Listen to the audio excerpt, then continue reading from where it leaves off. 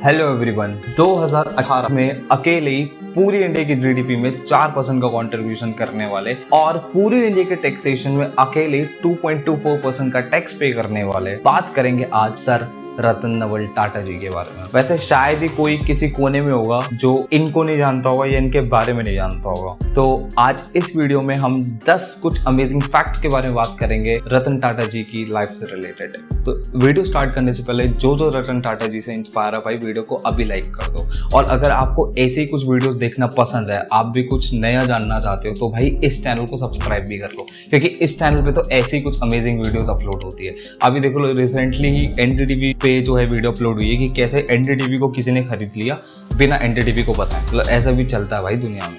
तो इस वीडियो में तो आपको आने वाला है मजा, और ये वीडियो आपको देखनी है पूरी, क्योंकि एक एक फैक्ट इतना अमेजिंग होने वाला है ना कि शायद ही आपको पता होगा। और हाँ, अगर आप हो हायर कैटेगरी वाले लोग कि जिसको सब कुछ चाहिए पहले, तो भाई फिर तो सब्सक्राइब के बाद बेल आइकन दबाना भी बनता है, क्योंकि यहाँ कैसे पीछे रह जाएंगे। तो जैसे वीडियो अब नई अपलोड होगी तो नोटिफिकेशन सबसे पहले आनी चाहिए। तो आप जल्दी से सब्सक्राइब करो, बेल आइकन को प्रेस करो और वीडियो करते हैं हम लोग शुरू। फैक्ट नंबर 1, तो शुरू से शुरुआत करेंगे। रतन टाटा जी ग्रेट ग्रैंड सन है जमशेद जी टाटा के, और इन्होंने अपनी कॉलेज की पढ़ाई 1959 में न्यूयॉर्क की कॉर्नेल यूनिवर्सिटी से कंप्लीट की है, जहाँ से इन्होंने अपनी आर्किटेक्ट की डिग्री हासिल की थी। खुल गया राज। ऐसे थोड़ी ना इन्होंने इतनी बड़ी बड़ी कंपनीज बिल्ड कर दी, आर्किटेक्ट। नंबर 2, अपने फैमिली बिजनेस को समझने के लिए पहली जॉब इन्होंने टाटा स्टील में की थी, जहाँ पर ये लाइमस्टोन की सप्लाई को मैनेज करते थे। फैक्ट नंबर 3, 1991 में रतन टाटा जी टाटा ग्रुप के चेयरमैन बन गए थे, एंड इसी दौरान उन्होंने कुछ कंपनीज को एक्वायर करना भी शुरू कर दिया, खरीद लिया भाई। जैसे कि 2002 में टेटली, 2007 में कॉरस एंड 2008 में जैगुआर एंड लैंड रोवर। और इसकी तो बहुत तगड़ी कहानी है भाई, वीडियो में आगे बताऊंगा। बात करें अब रतन टाटा जी ने शादी क्यों नहीं की, जो कि हम बात करेंगे बाद में। शादी के अलावा भी बहुत चीज़ें जो जाननी ज़रूरी है रतन टाटा जी के बारे में, तो वेट करो, बात करेंगे आगे। और मुझे पता कुछ लोगों ने तो इसलिए वीडियो पे क्लिक किया है, तो वेट करो, आगे बात करेंगे। फैक्ट नंबर 4, 26/11 के ताज अटैक के बाद रतन टाटा जी उन लोगों के घर भी गए थे और कंपनसेशन भी दिया अपने एम्प्लॉयज़ को, depending on different situation. And यहाँ तक कि उन्होंने पूरी लाइफ टाइम के लिए एक मेडिकल काउंसलर भी दिया उनकी दिमागी हालत के लिए, क्योंकि वो जो इंसिडेंट था वो इतना ड्रेडफुल था कि हम तो जब सोच कर इतना डर जाते हैं, तो सोचो उनके तो सामने वो चीज़ हुई है कि ब्लड, फायरिंग, लोगों की चीखें। और जिन लोगों ने अपनी जान गंवा दी थी उस इंसिडेंट में, उनकी फैमिली को ना ही सिर्फ कंपनसेशन, यहाँ तक कि उस एम्प्लॉय की जितनी भी जॉब रह गई थी तब तक की सैलरी भी उनकी फैमिलीज को दे दी, और उनके बच्चों की पढ़ाई और शादी का खर्चा भी उठाया। और सबसे बड़ी बात तो ना ही सिर्फ अपने एम्प्लॉयज़ को, यहाँ तक कि जो लोग बाहर थे जिन्होंने अपनी जान गंवाई है, जो इंजर्ड हो गए थे होटल के बाहर, जैसे कोई दुकान वाला, चाय वाला, कोई चाट वाला, उनकी फैमिलीज को भी कंपनसेशन दिया। और जो लोग इंजर्ड हो गए थे उनको अपनी कंपनीज में जॉब भी दी। फैक्ट नंबर 5, तो रतन टाटा जी के ना 2 इंसिडेंट पाकिस्तान के साथ भी है।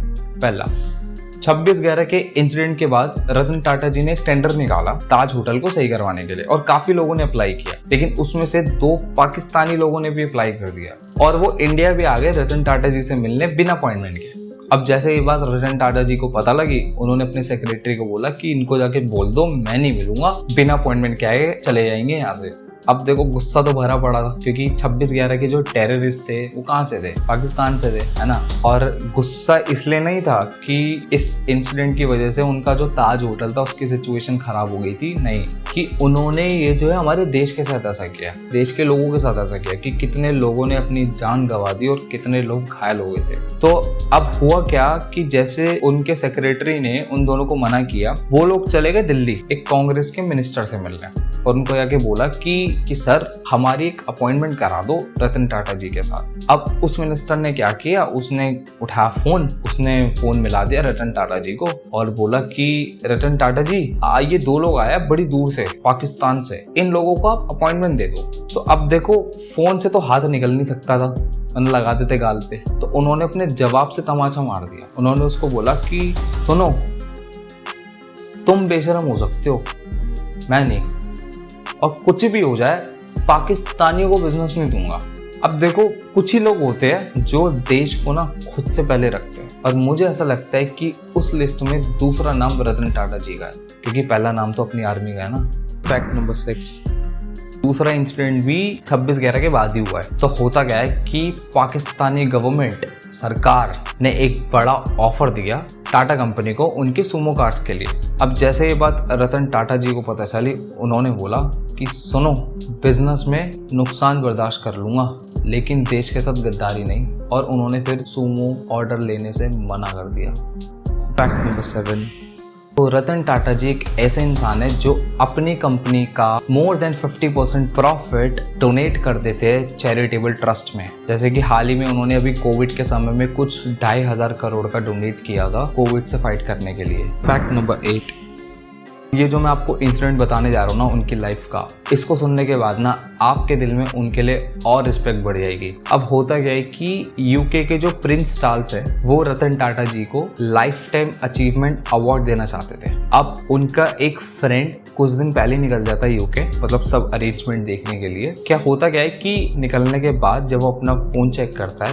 तो उसके फ़ोन पर 11 मिस कॉल्स आती है रतन टाटा जी की। अब वो भी घबरा जाता है कि भाई 11 मिस कॉल, अब कुछ अर्जेंट होगा। वो एक अचानक से कॉल मिलाता है उनको, वो पूछता है कि हाँ जी सर क्या हो गया। तो वो बोलते हैं कि यार मेरे जो टीटो है ना, टीटो उनका एक डॉगी है, कि टीटो की तबीयत काफ़ी ज़्यादा ख़राब है और मैं नहीं आ पाऊँगा। तो वो वहाँ से समझाते हैं कि सर प्रिंस चार्ल्स ने अरेंजमेंट कर ली है, सब कुछ सेट है, अब क्या होगा मतलब। तो समझाने की कोशिश करते हैं उनको, बट वो नहीं आते। अब जैसे ये बात प्रिंस चार्ल्स को पता लगती है तो उनका जो रिप्लाई था, मैं आपको एक वीडियो दिखाता हूँ, उसमें देखना। On February 6, 2018, Prince Charles wanted to give Ratan Tata the Lifetime Achievement Award for Philanthropy at Buckingham Palace. Yes. Everything was set. It was under the auspices of the British Asian Trust. I reached London on the 2nd or the 3rd of February, and there were 11 missed calls from Mr. Tata. Yeah. So I said, God, what's happened? So I'm picking up my bags at Heathrow from the conveyor belt, and I called Mr. Tata. I said, what's happened? He says Tango and Tito, his dogs. Yes. One of them had fallen terribly ill. Yes. He's saying, I can't leave him and come. So sensitive. I said, Mr. Tata, Prince Charles has organized this Lifetime Achievement Award. Yes. He didn't come. He did come. And you know what Prince Charles said? Yes. He says, that's a man. That's the man that Ratan is. That's why the house is what it is. That's why the house of Tata is what it is. That's why it is on stable course. Fact number 9, जैसे कि काफी लोगों को पता ही होगा कि Tata company ने Jaguar and land rover को खरीद लिया था, लेकिन इसके पीछे की जो कहानी है वो शायद आपको ना पता हो। तो हुआ क्या था कि 1998 में रतन टाटा ने अपनी पहली ड्रीम कार इंडिगा को लॉन्च किया मार्केट में, लेकिन मार्केट में उसका जो रिस्पॉन्स था वो काफ़ी ज़्यादा ख़राब आता है। और फिर कंपनी को लॉस में जाता देखकर उनके अदर शेयर होल्डर उनको बोलते हैं कि रतन जी अब तो कंपनी को बेचना ही सही रहेगा। तो अब ना चाहते हुए भी रतन टाटा को उनकी बात माननी पड़ती है, और वो फिर 1999 में यूएस निकल जाते हैं फोर्ड कंपनी के मालिक बिल फोर्ड से मिलने। अब बिल फोर्ड उनको मीटिंग में कुछ ऐसा बोलते हैं कि जिसको सुनने के बाद ना रतन टाटा जी खुद ही मना कर देते अपनी कंपनी बेचने को। तो होता क्या है कि बिल फोर्ड उस मीटिंग में उनको बोलते हैं कि भाई जब तुम्हें कार बिजनेस आता ही नहीं करना तो तुम कार बिजनेस में गए क्यों, और इस कंपनी को खरीद करना हम तुम पर कर रहे हैं एहसान। तो भाई अब ये सुनकर तो रतन टाटा जी को काफी बुरा लगता है और वो फिर मना कर देते हैं उनको अपनी कंपनी बेचने से, और उनकी टीम उसी रात को आ जाती है इंडिया। अब उसके बाद होता कुछ ऐसा है कि 2008 तक आते आते अब टाटा मोटर्स बन जाती है एक सक्सेसफुल कार कंपनी, और दूसरी साइड फोर्ड स्ट्रगल कर रही होती है प्रॉफिट्स कमाने के लिए। अब 2008 में रतन टाटा जी फोर्ड कंपनी को ऑफर करते हैं जैगुआर लैंड रोवर खरीदने के लिए। अब इस बार फोर्ड आता है अपनी टीम के साथ इंडिया, और रतन टाटा जी को बोलते हैं कि जैगुआर लैंड रोवर को खरीद कर आप हम पे एहसान कर रहे हैं। अब अगर रतन टाटा जी चाहते तो वहीं खड़े खड़े उसको तारे दिखा देते, लेकिन अब रतन टाटा जी उसके ऐसे थोड़ी है। लेकिन आज की डेट में जैगुआर लैंड रोवर एक सक्सेसफुल सेलिंग कार है टाटा मोटर्स की। फैक्ट नंबर 10, तो अब बात करेंगे कि रतन टाटा जी ने शादी क्यों नहीं की। तो देखो इसके पीछे भी ना एक बहुत इंटरेस्टिंग सा किस्सा है। होता क्या है कि एक बार रतन टाटा जी को लॉस एंजलिस में एक लड़की से हो जाता है प्यार, और कुछ टाइम बाद रतन टाटा जी और वो लड़की डिसाइड कर लेते हैं कि भाई अब हम दोनों कर लेंगे आपस में शादी। लेकिन उसी टाइम क्या होता है कि उनको एक कॉल आता है इंडिया से उनकी दादी का, और वो कहती है कि रतन जो है मेरी काफ़ी ज़्यादा तबीयत खराब है और मैं आपको आखिरी बार देखना चाहती हूँ। अब रतन टाटा जी उस लड़के को कहते हैं कि चलो तुम भी इंडिया चलो और हम लोग फिर वहीं पे शादी कर लेंगे। लेकिन जो है लड़की के जो पेरेंट्स है वो मना कर देते हैं, क्योंकि उस टाइम पे 1960s का टाइम था और इंडो चाइना वॉर भी चल रही थी। लेकिन रतन टाटा जी को तो जाना ही था, तो वो इंडिया आ जाते हैं। अब रतन टाटा जी को पता चलता है कि उस लड़की ने तो कर ली है शादी। अब उनको तो काफ़ी ज़्यादा बुरा लगता है, लेकिन अब क्योंकि उन्होंने उसको वादा कर दिया था कि अब मैं शादी जब भी करूँगा तुझसे करूँगा, तेरे सिवा किसी से नहीं करूँगा, तो बस उसी वादे को आज तक वो निभा रहे हैं। और यही वजह है कि आज तक उन्होंने शादी क्यों नहीं की। तो भाई मतलब हैट्स ऑफ, मतलब ऐसे भी भाई लोग होते हैं दुनिया में। देख लो, एक जीता जाता एग्जाम्पल रतन टाटा जी।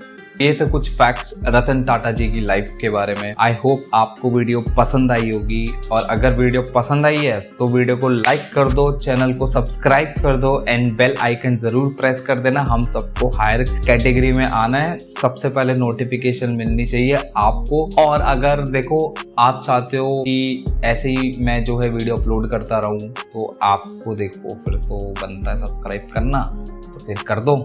बाकी मिलते हैं नेक्स्ट वीडियो में। Thank you so much for watching, keep learning, keep curious, bye.